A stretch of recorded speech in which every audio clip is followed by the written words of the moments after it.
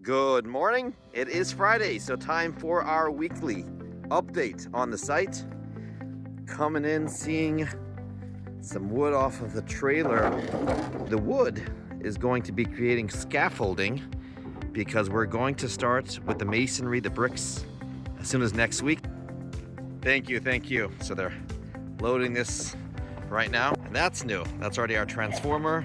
So we got electricity, and you can see the pile of bricks waiting for next week. See a mock-up wall right over there, and you have the mortar on site. Most of the changes this week are not so easy to spot. A lot more ductwork here on the main level, a lot more plumbing connections.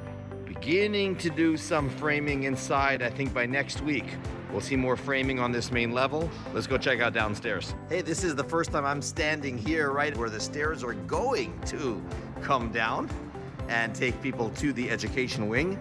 A lot more framing downstairs. These are two large classrooms, also going to be our Shabbat playroom area.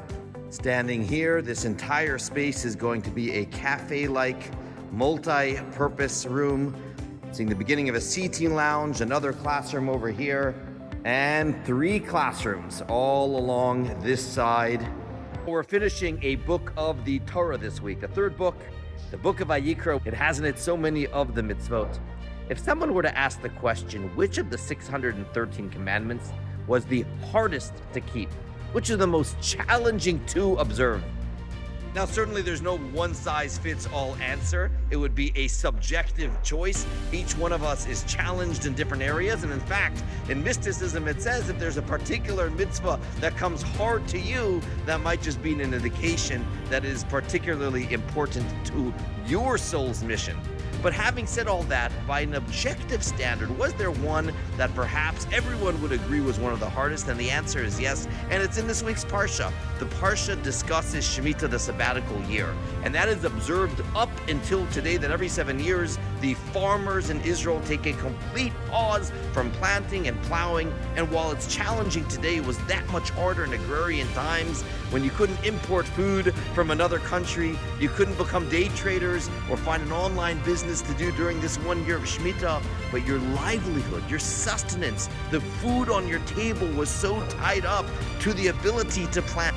And here Hashem tells you to take an entire year off growing. And Hashem says, I know it's going to be difficult. I know you're going to say, what are we supposed to eat during this year? And the Parsha tells us those powerful words where God answers, don't worry. I promise you, I will not leave you hungry.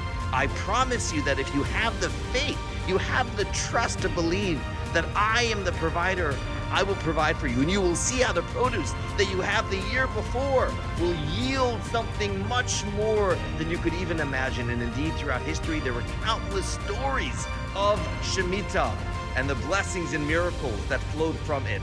Most of us are not farmers and we're not living in Israel right now, but this message of Shemitah is such a powerful one. Each one of us have times in our life where we have to take a leap of faith. We have to feel that God is going to take care of us. We have to have a vision and imagine us being in the cradle of God. God telling us, don't worry, I have your back. I imagine each of us could pinpoint to a time in our life where we had to take that leap of faith. Maybe it was before we got married. Maybe it was when we bought that house. But it was a time where we did not necessarily have all the answers, but we felt, I'm doing the right thing. God, I'm trusting you. I'm going to take that leap of faith. You have my back. And I know personally, as a community leader, as a rabbi, that happened so strongly in this building that I'm standing in right now. Year after year, the price kept on growing.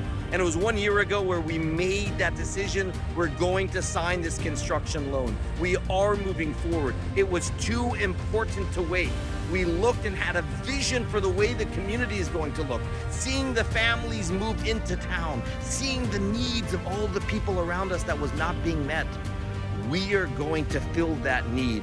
We're going to take that step. It was indeed a Shemitah moment where we feel we're going to do everything in our power, and we believe that the community is going to respond in kind, that Hashem is going to send us those angels, those providers, those donors, those believers, those investors that are going to feel as strongly about this project as we do. The people who will have the vision to see what this place can be in 2 years, in 5 years, in 10 years, in 50 years, and say, I want part of this.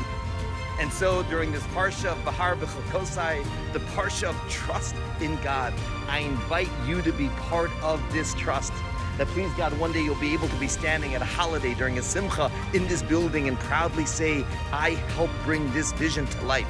I pledged, I donated, I stretched to make this possible. And please God, just like in the Torah where Hashem promises, you keep Shemitah, you have that trust, you will see the blessings flow back. God willing, you too will see in your own life how when you stretch for this mitzvah, the brachas will flow many times over. Have a wonderful Shabbos.